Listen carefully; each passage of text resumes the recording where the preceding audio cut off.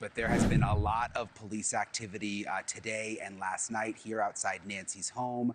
We saw deputies roll up a couple of hours ago. They were here for about an hour. And what's interesting is they went to the back side of the house, Natasha.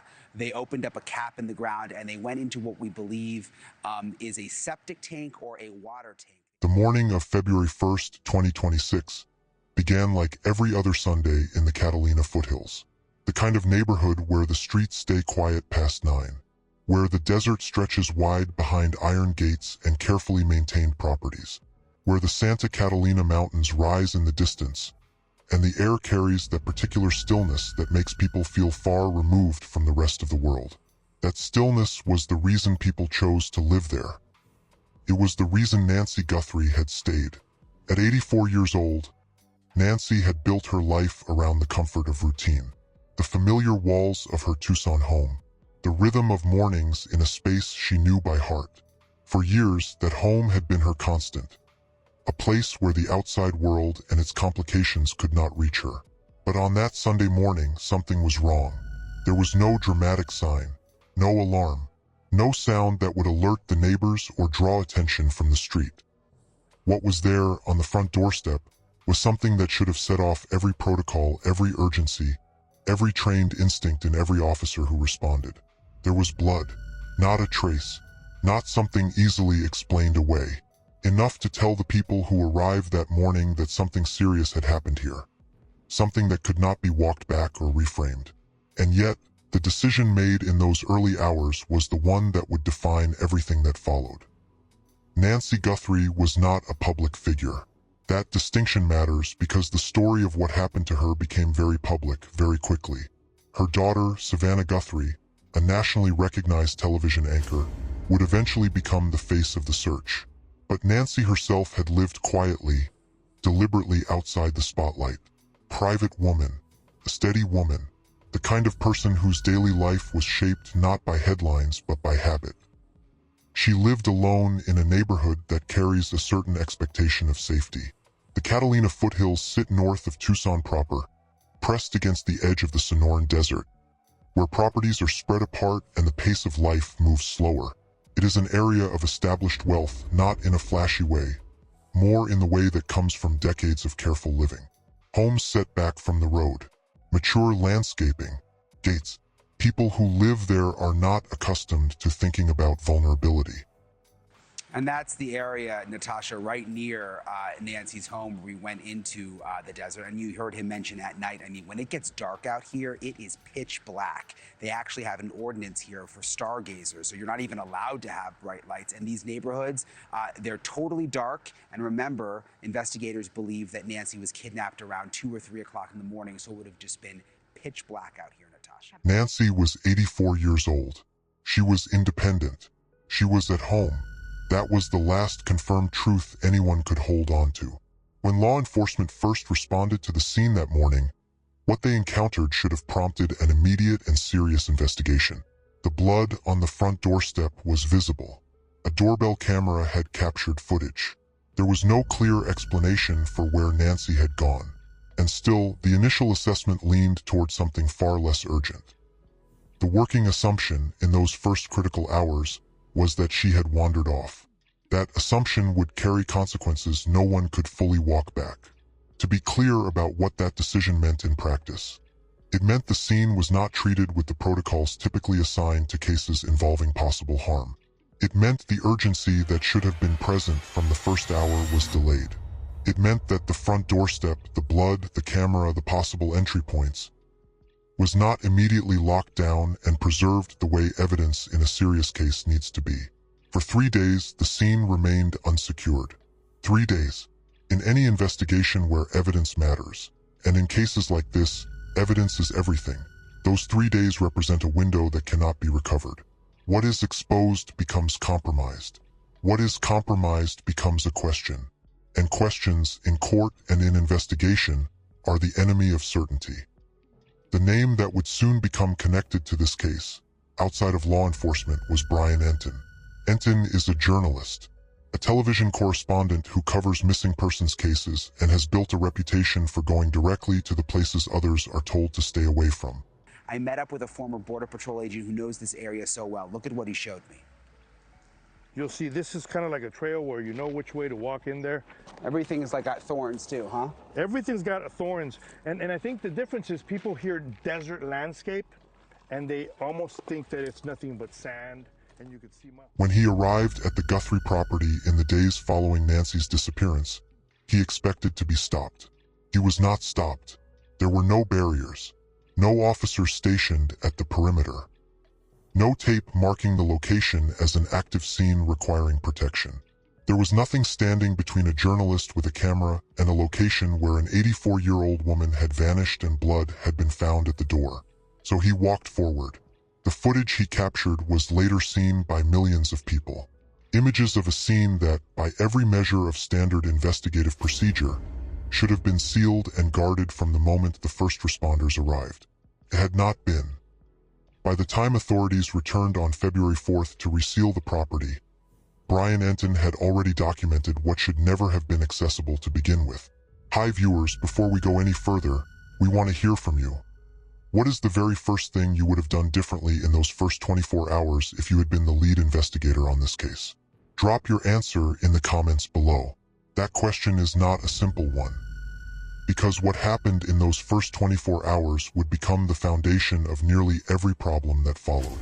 When investigators look back at cases that went wrong, not just crimes that went unsolved, but investigations that collapsed under the weight of their own early errors, the pattern tends to be the same. A decision made too quickly, an assumption accepted too easily, a scene left open when it should have been closed. In the Guthrie case, all of those things happened at once. And the doorbell camera footage only deepened the weight of what had been overlooked, because that footage showed something specific. A figure, movement with a kind of awareness that trained analysts do not describe as accidental or opportunistic. When that footage was reviewed by people with experience in behavioral analysis, what they saw was not a crime of chance. What they saw was purpose. The case would eventually produce evidence of something that shifted the entire frame of what investigators were dealing with. Months before February 1st, 2026, someone had been looking up Nancy Guthrie's address online. March of 2025. Then again in late November and into December of 2025. These were not casual searches. They were targeted, repeated. The kind of digital behavior that, when placed alongside everything else that happened that morning, paints a specific picture of how this was approached. This was not someone who arrived without preparation. There are also indications, raised by investigators and analysts who have followed the case, that a signal jamming device may have been used before entry. If accurate, it would suggest that whoever entered that property that morning had done more than simply research an address. They had taken steps to prevent detection. Steps that require not just intention but preparation. The planning began long before February 1st, and by the time Nancy Guthrie's neighbors woke up that Sunday morning, the outcome had likely already been set in motion. Savannah Guthrie, who anchors the Today Show on NBC, learned what had happened and did what any daughter would do. She came, and she stayed. She suspended her professional obligations. She became the public face of a search that was quickly growing in visibility. She offered a $1 million reward for information leading to her mother's safe return. She made appeals, gave statements, and remained present in the way that only someone with a personal connection to the missing can fully commit to. Her visibility brought national attention to a case that might otherwise have remained a local story. It also brought scrutiny, because the more the public focused on what had happened in Tucson, the more the questions began to accumulate, not just about who had taken Nancy Guthrie, but about how the response to her disappearance had been handled from the very beginning. What emerged in the weeks and months following February 1st was a picture that went beyond a single crime. There was the crime itself. Well, so this is basically the brush. And as you walk further in, these are called, this is the actual wash. These are the washes.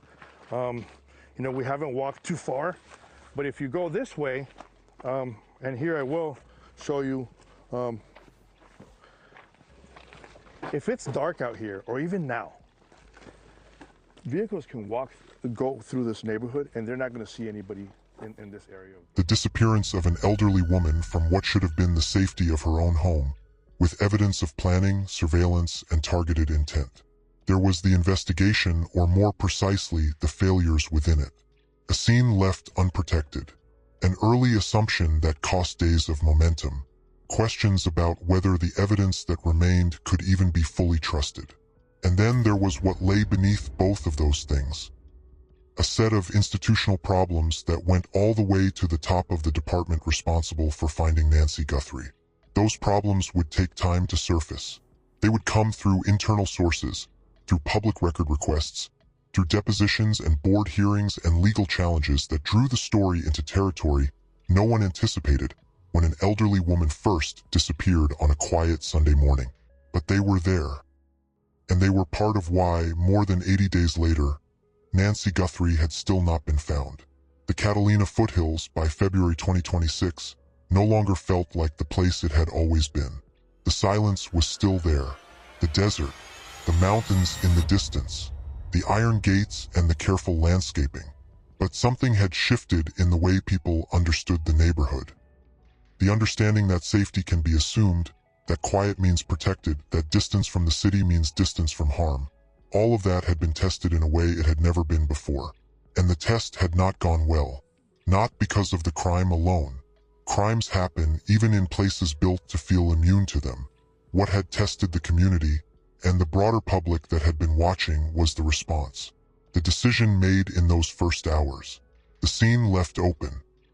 The days that passed before anyone treated what had happened on that doorstep with the seriousness it deserved. Nancy Guthrie was still missing. The investigation had taken turns no one predicted, into evidence that pointed clearly at planning and intent, into forensic discoveries that should have moved the case forward but instead raised more questions than they answered, and into an institutional story that would eventually bring a county sheriff before a board of supervisors to answer for statements made under oath. All of that was still ahead, but it started here, on a Sunday morning with blood on a doorstep and a decision that would shape everything that followed. If you are watching this and you want to understand the full picture of what happened to Nancy Guthrie, the evidence, the failures, the people involved, and the questions that still have not been answered, this is only the beginning. Subscribe to this channel and turn on notifications. Every story on this channel exists to bring clarity to cases that matter, to hold the right questions in front of the people who need to hear them, and to give a voice to those who no longer have one. The next chapter goes deeper into the evidence found, what it revealed, and what it could not tell investigators no matter how hard they tried. Do not miss it, and in the comments below, share your thoughts on this case. What stands out to you? What questions do you think still need answers? Your perspective matters, and it may be the one that helps someone else see something they had not considered before. The story continues. Brian Entin had covered enough cases to know what a protected crime scene looks like. Yellow tape, officers stationed at the perimeter, a clear boundary between the public and the evidence that investigators need preserved. These are not complicated requirements. They are standard. They exist because in any serious investigation, the integrity of a scene in the first hours is worth more than almost anything that comes after. What he found when he arrived at the Guthrie property was none of that. No tape, no officers, no barrier of any kind between the street and a location where an 84-year-old woman had vanished and where physical evidence had been clearly visible at the front door. So he walked in. He filmed what he saw. He documented a scene that, by every standard of investigative procedure, should have been sealed 48 hours earlier. The footage he captured was later broadcast and seen by millions of people across the country. People who watched and immediately understood what trained investigators had apparently not prioritized. The scene had been left open for 3 full days. The question that followed was the kind that does not go away. If a journalist could walk directly onto that property with a camera, who else had been there? What had been touched, moved, or altered without anyone recording it? What evidence that could have identified the person responsible, had been compromised simply because no one had been assigned to stand there and prevent it? Those questions did not have clean answers. and that absence of clean answers would define the investigation for months. What made the early mishandling even harder to reconcile was the context. This was not a case where the circumstances were ambiguous at the start. There had been visible evidence at the front door. There had been doorbell camera footage. There had been an elderly woman living alone who was now completely gone. Well, and so there's a house there. There's a lot of space in between the houses. Everyone keeps asking me, oh, people have cameras, can't they see the cars going by? But this shows. Like, there's all this brush in between. There's no way you would be able to see. With some of these cameras, you would not be able to see the street. Yeah. I mean, here, where we are at right now, people can be walking up and down that road, and they're not going to see us. Now, imagine this at night. None of those facts, individually or together, pointed toward a routine wellness check or a simple case of an elderly person wandering from home. And yet that framing "wandered off" was the one that shaped the first response. It was the assumption that set the tempo. And in investigations, tempo matters. The hours immediately following a disappearance carry a weight that cannot be recovered once they are lost. Leads go cold. Witnesses lose certainty. Physical evidence degrades or disappears. By the time the scene was finally resealed on February 4th, those hours were already gone. The case had barely started, and it was already running from behind. There was one thing, though, that the doorbell camera had captured before any of the procedural failures set in. The figure. Moving through the space outside Nancy Guthrie's home with a kind of deliberateness that investigators and analysts would later describe in very specific terms. This person was not confused. They were not frantic. They were not behaving the way someone acts when they are surprised by their own circumstances. They were operating with awareness. That observation, when placed alongside everything else that would eventually emerge about the timeline before February 1st, pointed in a direction that changed the entire shape of the investigation. This had not been random, and the proof of that was already waiting in the digital record, long before anyone thought to look for it. Because somewhere in the months before that Sunday morning, someone had been searching for Nancy Guthrie's home address. Not once, not casually. The searches stretched back to March of 2025. They returned again in November and December. Whoever stood outside that door on February 1st had known exactly where they were going. That is the detail that shifts everything, because it removes the possibility of coincidence. It removes the scenario where someone happened upon a vulnerable situation and acted impulsively. What the digital trail showed was preparation, a sustained, months-long pattern of targeted research focused on one specific address. The investigation, for all the ground it had lost in those first 3 days, was now staring at a case with a clear signature. Planned, targeted, and carried out by someone who had studied their approach long before they took it. The next question was what they had found when they got there. And the answer to that question would take investigators somewhere they had not expected to go. Subscribe to this channel and turn on notifications right now. Every case on this channel carries weight, and what comes next in this investigation is the kind of detail that changes the way you see the entire story. Do not miss it. And if something in what you just heard stayed with you, leave it in the comments. Your perspective matters more than you might think. The doorbell camera footage did not just show movement. It showed method. When behavioral analysts reviewed the footage from the night of Nancy Guthrie's disappearance, what they identified was a pattern of awareness that pointed directly toward preparation. The person captured on that camera was not moving randomly. They were positioning themselves in relation to the environment in ways consistent with someone who had studied the location in advance. Former FBI agents who were brought in to comment on the case publicly confirmed this assessment. The behavior visible on that footage was consistent with what is known in investigative profiling as surveillance-informed movement, a way of operating within a space that reflects prior knowledge of it. In plain terms, whoever this person was, they had been there before, or they had studied the property closely enough that they could move through it with the confidence of someone who had. That reading aligned with something else investigators would eventually confirm. There is credible indication that a signal jamming device may have been used before entry into the property. If confirmed, this detail carries significant weight. Signal jammers are not items someone picks up on impulse. Their use requires planning, acquisition, and a deliberate decision to disable the kind of communication and security systems that a property like Nancy Guthrie's would typically rely on. It suggests that whoever was responsible had considered the technological barriers in advance and taken concrete steps to neutralize them.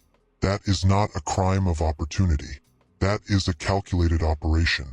And when placed next to the months of digital research, the behavioral signature on the doorbell footage, and the fact that no forced entry could be immediately established at the front of the property, the picture that emerged was one of someone who had done their preparation and executed on it. Former FBI analyst Andrew Black, speaking publicly about the case, pointed to the level of planning as a key indicator that this individual had specific knowledge, not just of the location, but potentially of Nancy Guthrie herself, her schedule, her habits, the rhythms of a life lived in a quiet home in a quiet neighborhood. Former FBI agent Jonathan Gilliam echoed that framing, noting that the combination of pre-crime digital activity and the behavior captured on camera was consistent with a targeted operation rather than a random act. Both assessments pointed toward the same conclusion. This person knew who Nancy Guthrie was before they arrived. The question of motive, however, was not immediately clear. What emerged in the weeks that followed introduced a financial dimension to the case that few had anticipated. Ransom notes were sent to media outlets. Messages were received that referenced payment, specifically through Bitcoin. A cryptocurrency account was connected to what appeared to be a demand for funds in exchange for information about Nancy's location or safe return. Law enforcement did not publicly confirm the authenticity of all communications, but the existence of these contacts, multiple messages from unknown individuals, at least some referencing financial terms, added a layer to the case that moved it further away from the territory of random crime and closer to something more deliberately constructed. An 84-year-old woman had been taken from her home by someone who had researched her address for months, who had potentially disabled her security systems before entry, who had moved through the scene with studied awareness, and who, or whose associates, had subsequently sent ransom-style communications to the press. Every layer made the case more serious. Every detail made the absence of a clear answer more urgent. And then something was found near the property that suggested the physical evidence was not entirely gone. A glove, discovered near the Guthrie residence in the weeks following the disappearance. Collected, submitted for analysis. The result was a DNA profile, or the beginning of one. For a moment, it looked like the case might turn. That moment did not last. The DNA profile from the glove was not clean. What the laboratory analysis returned was a mixed sample, meaning the genetic material collected from the glove contained contributions from more than one individual. In forensic science, mixed samples are among the most difficult types of evidence to process. When profiles overlap, isolating a single contributor becomes technically complex and, in many cases, impossible to do with the certainty required to establish identity in a legal proceeding. The evidence existed. It just could not do what evidence is supposed to do. Genetic genealogist C.C. Moore, one of the most recognized figures in the field of investigative DNA analysis, weighed in publicly on the case. Her assessment was direct. The existing samples needed to be reprocessed using more advanced techniques.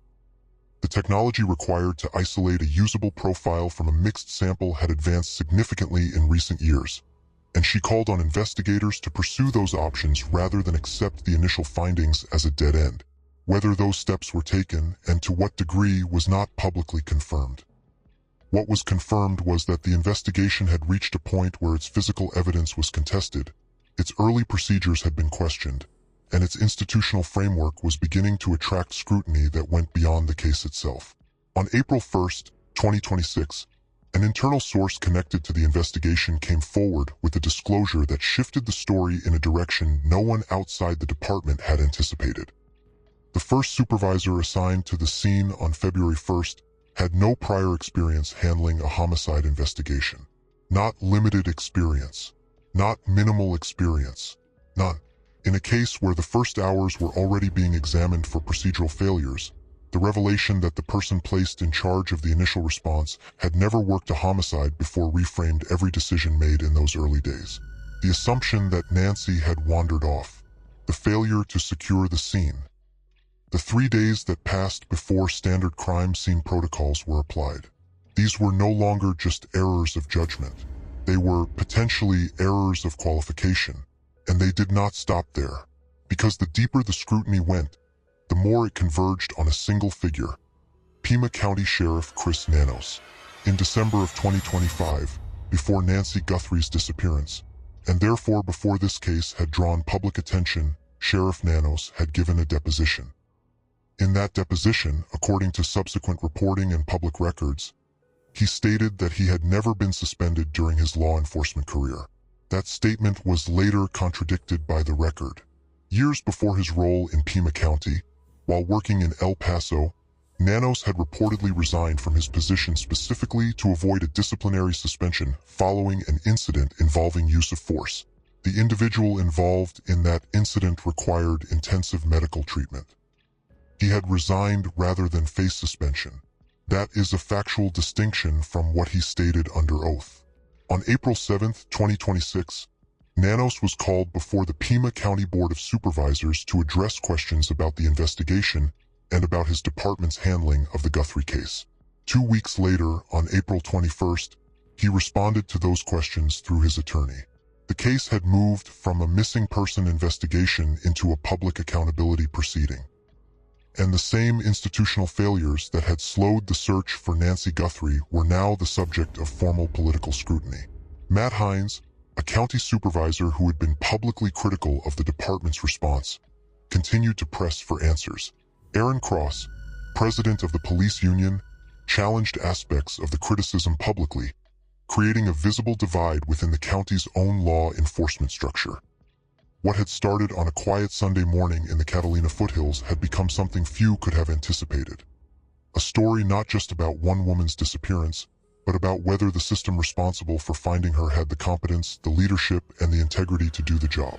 More than 80 days after February 1st, that question still did not have an answer.